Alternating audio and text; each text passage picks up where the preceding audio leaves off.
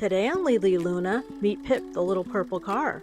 Pip drives along and helps us learn colors, animals, and more. Say hi to Pip. Hi, Pip. Today on Pip, we're learning things that are brown.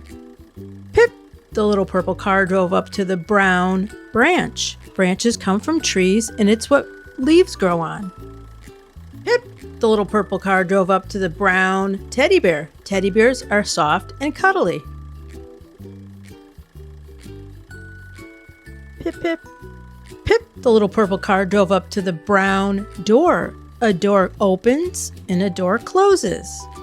Pip, the little purple car drove up to the brown owl. Owls are night birds and make the sound hoo, hoo. Pip, the little purple car drove up to the brown dog. Dogs wag their tails, they bark, and they play. Pip, the little purple car drove up to the brown fence.